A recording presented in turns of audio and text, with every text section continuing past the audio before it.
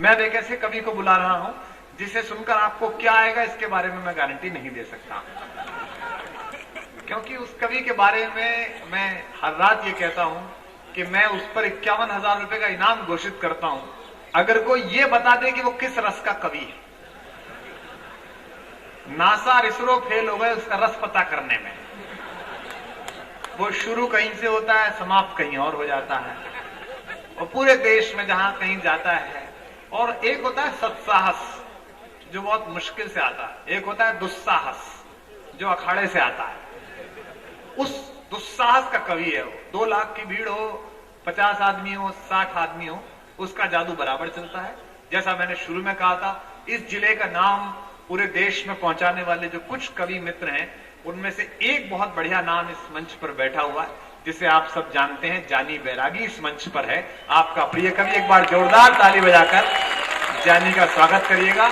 और मैं इस बात के लिए भी उसे बधाई देता हूं कि अब तक जितने कवि उठे हैं उनमें सबसे ज्यादा तालियां उसके लिए बजी हैं। इतना भी प्रेम बहुत कम जगह पर देखने को मिलता है। एक बार और जोरदार तालियां बजाकर आपका स्वागत। अच्छा, हमारी समस्या यह कि हमारी भारतीय संस्कृति में 33 करोड़ देवता पंडित जी, 33 करोड़ देवता, नाम भी मालूम नहीं, कई सारे देवता तो वेटिंग में चल रहे, किसका नाम क्या और किसका नाम क्या पता ही नहीं चल रहा। मर्जी पड़े वहां बिठा रहे उनको पकड़ पकड़ के। जिस देवता की जहां बोले इनको यहाँ बिठा, बोले ये कौन से देवता, बोले खजूर वाले बाबा, बिठाओ खजूर के नीचे। ये कौन से, बोले ये बड़ वाले, बोले नीचे बड़ के नीचे बड़ वाले बाबा। ये बोले ये पीपल वाले बाबा, ये बोले ये नीम वाले बाबा। मेरे को आज तक समझ में नहीं आ रहा कि ये झाड़ नहीं होते दिन बाबा होगा क्या होता। अच्छा, बाबा भी बैठे हुए झाड़ के नीचे, उनको मालूम है कि बोस अपना अयोध्या में ओटले पे बैठा हुआ है। अच्छा, बोस को भी पूछा प्रभु से, बोले प्रभु आप ओटले पे, बोले क्या करें भैया अभी तक ही नहीं बना मंदिर मेरा। बोले क्यों नहीं बना, बोले कोई बना ही नहीं रहा। हमारी भारतीय संस्कृति में तो आप ओटले की बात कर रहे हो डॉक्टर साहब, कोई छोटे मोटे देवता लोग घर के अंदर, जो घर का कमरा है उस कमरे में जो खांचा रहता है उस खांचे में फंसे हुए। बोले ये गणेश जी, बोले बिठा तो आर्या में, आर्या में बैठे हुए। अच्छा, अन्नू सपन जी जबरदस्ती में हंस रही, इनको ये मालूम ही नहीं कि आर्या किसको कहते हैं।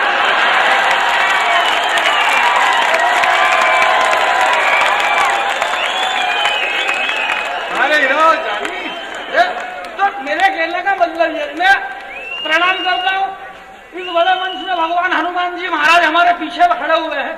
और इस बड़े मंच में मैं आपके शहर में आज से 15 वर्ष पहले इसी कवि सम्मेलन में, इसी मंच पे यही डॉक्टर कुमार विश्वास जी का संचालन था और मैं इस कवि सम्मेलन में पहली बार मैंने कविता पाठ किया था। 15 वर्ष हो गए इस बात को। 15 वर्ष बाद मैं पहली बार अब यहाँ आया। गए वर्ष हमारे शिव शैलेंद्र भैया ने और गोलू भैया वगैरह इन्होंने मुझे बुलाया था, मैं नहीं आ सका। मेरे पिताजी शांत हो गए थे, मैं क्षमा चाहता हूँ, इसमें मेरी कोई गलती नहीं है, मेरे पिताजी की गलती। ये तो पिताजी को सोचना चाहिए ना कि इसको व्यायामशाला के प्रोग्राम में जाना अखाड़े में, और पिताजी निकल लिए, अब मैं कैसे आऊं। अच्छा, ये आपको मालूम ही नहीं कि मेरे पिताजी शांत हो गए। अच्छा, आपको मालूम कैसे, क्योंकि वो मेरे पिताजी थे तो मेरे को मालूम, और मेरे पिताजी की ईमानदारी है कि वो मेरे अकेले के पिताजी तो मेरे को मालूम। भाई समस्या एक थोड़ी, इसमें कई सारी बातें हैं। वो भी व्यायामशाला जाते थे। मेरे पिताजी मेरे गांव की व्यायामशाला में जाते थे, तो सारे का मामला सबका अलग अलग मामला था। कुल मिला के बात ये नहीं, मेरे को इस बात का दुख नहीं है कमलेश भैया से, वो करुणानिधि राम को नहीं मानता है। मेरे को दुख इस बात का कि वो ढंग से रावण को भी तो नहीं मान रहा। भाई अगर ढंग से रावण को पढ़ लेता तो राम की अपने आप समझ में आ जाता। राम तक की यात्रा करने के लिए रावण को पढ़ना जरूरी है। हम अगर हमारे अंदर की बुराइयां जानना चाहते हैं, हम कितने अच्छे अपने आप पता चल जाएगा मेरे भाई। आप डायरेक्ट राम तक की यात्रा नहीं कर सकते हो। परमात्मा तक पहुंचने के लिए एक गुरु की आवश्यकता होती है। हम राम तक बगैर पहुंच ही नहीं सकते। राम हुए ही नहीं। करुणानिधि ने कहा, बोला राम का कोई अधिकार नहीं। वाल्मीकि रामायण काल्पनिक, राम सेतु काल्पनिक, राम का कोई अधिकार नहीं। हम धार में रहते हैं, यहाँ बोधवाड़ा में रहते हैं, यहाँ रहते हैं आसपास मांगोस भांगोस बगड़ी सकड़ी लालचा से ये भैया आया अभी एक, और आई गया पट्टा, और कमाल का आया, और आके जम भी गया। तो बोले अजगर हटाओ तो काम लगाऊं।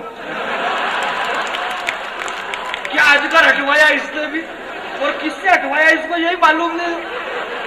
कम से कम अजगर हटवाने के लिए आदमी तो डंका ढूंढता। भैया हनुमान जी के समर्थक हैं गोलू भैया और उनसे अधिकार हटवा रहे हो भैया। हनुमान जी के समर्थक लोग तो मगरमच्छ को हटाते हैं, हनुमान जी महाराज ने तो मगरमच्छ का सीना मुंह चीर दिया था उन्होंने। तो मैं आपके बीच में ये बात कहना चाहता हूं मेरे भाई कि इस देश के अंदर बम फटे। कमलेश भैया ने कहा इस देश के अंदर बम फट रहे, जगह जगह बम फट रहे। अहमदाबाद में 18 बम फटे, जयपुर में बम फटे, बेंगलोर में बम फटे, हैदराबाद में बम फटे, हर 10-20 दिन में बम फट रहे। अच्छा, इन बेवकूफ आतंकवादियों को यही मालूम नहीं है, ये इतने मुबालने में इनको यही मालूम नहीं कब हमको इतनी प्रैक्टिस हो गई कि अगर 10-20 दिन तक नहीं फटे तो आदमी खुद मोबाइल करके पूछ ले क्यों उधर फटे रहे। बोले उधर तो नहीं फटे यार, बोले उधर फटे तो मेरे को फोन करना, बहुत दिन से फटे नहीं रहे अब तो। बोले हाँ यार मैंने भी नहीं सुना, बहुत दिन से नहीं फट रहे। अच्छा, अब बम की जो पोजीशन हो गई कि मतलब अगर यही सिलसिला चलता रहा बम फटने का, 150 यहाँ फटे, 150 बम वहां फटे, 600 बम वहां फटे, तो पान के घुमटी पे बम मिलना शुरू हो जाएंगे। आदमी जाएगा बोले एक काम कर 30 नंबर बंडल माचिस दे। क्या हुआ भैया इधर? वो बता रहे हैं कि कहाँ फटे। पान की घुमटी पे मिलेंगे यूं, और 20 की नोट देगा आदमी, बोले एक 30 नंबर बंडल माचिस दे। बोले खुले नहीं, बोले अठाना के 6 बम दे देना। तो वो पान की घुमटी वाला क्या बोले यार मेरे पास घुमटी में बम नहीं। बोले फिर कहा? बोले मैं आलिया में पड़ा घर पे। समस्या ये नहीं, इस देश के अंदर 2 कौड़ी के आतंकवादियों को यह भी मालूम नहीं है कि वो किस राष्ट्र को बम से डराना चाहते हैं, किस देश को डराना चाहता है 2 कौड़ी का आतंकवाद बम से। धन्य धन्य धरा जहां की शक्ति, भक्ति और स्वाभिमान कभी बिका नहीं, और धन्य था वो शूरवीर राणा जिसकी ताकत के आगे अकबर तक टिका नहीं। क्या फौलादी सीना था उस राणा का, टकरा कर तीर सीने में टूट जाते थे, और हिनी नाता था जब चेतक तो मुगलों के छक्के छूट जाते थे, और ऐसा भगवा उड़ाया राणा ने।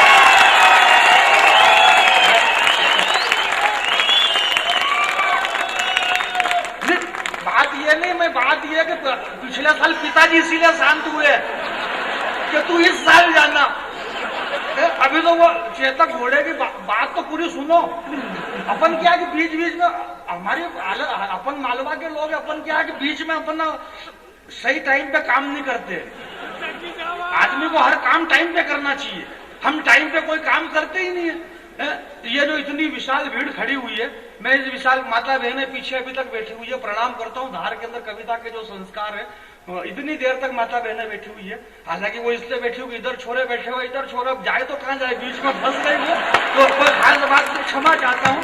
तो अब बैठी हुई है, और इधर लड़के खड़े, वो लोग बाग, और इधर लोग बाग खड़े। अच्छा, ये इसमें बहुत सारे इसलिए खड़े क्योंकि ये दूसरों की मोटरसाइकिल पे बैठ के आए, और जिसकी मोटरसाइकिल पे बैठ के आए वो बीच में फंसे हुए।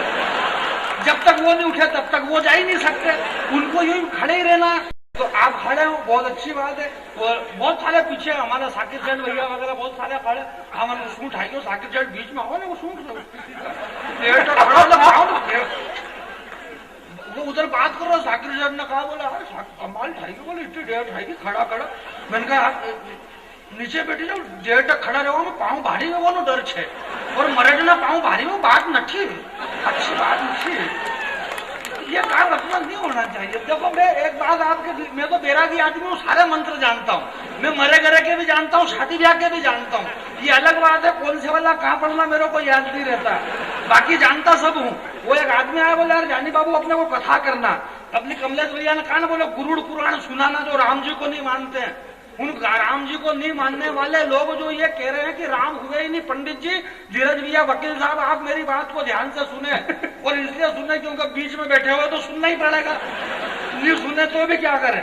तो आप सुने, उसने ये कहा कि राम का कोई अधिकार नहीं, राम कुछ भी नहीं है। मैं कहना चाहता हूं मेरे भाई के, इस देश के अंदर हम जिस शहर में रहते हैं, जिस गांव में रहते हैं, हम मांगलिया के रहने वाले, हम मांगोद के रहने वाले, बोधवाड़ा के रहने वाले, हम बगड़ी के रहने वाले, हम नालछा के आसपास के रहने वाले लोग, हम हमारे पिता के पिता के पिता के पिता के, हमारी 10वीं पीढ़ी की प्रॉपर्टी पे हमारा अधिकार जताते हैं। तो जो लोग ये कह रहे हैं कि राम का कोई अधिकार नहीं, मैं उनसे कहना चाहता हूं कि भगवान श्री राम जिन्होंने इक्ष्वाकु वंश में जन्म लिया, भगवान श्री राम के पिता महाराजा दशरथ, दशरथ के पिता महाराजा अज के पिता महाराज रघु, रघु के पिता महाराज अंशुमन, अंशुमन के पिता महाराजा असमंजस, असमंजस के पिता महाराजा भगीरथ, भगीरथ के पिता महाराजा, ये ताली बजा रहा हूं, ये सारे नाम बिल्कुल सही साल बता रहा हूं क्या मैं?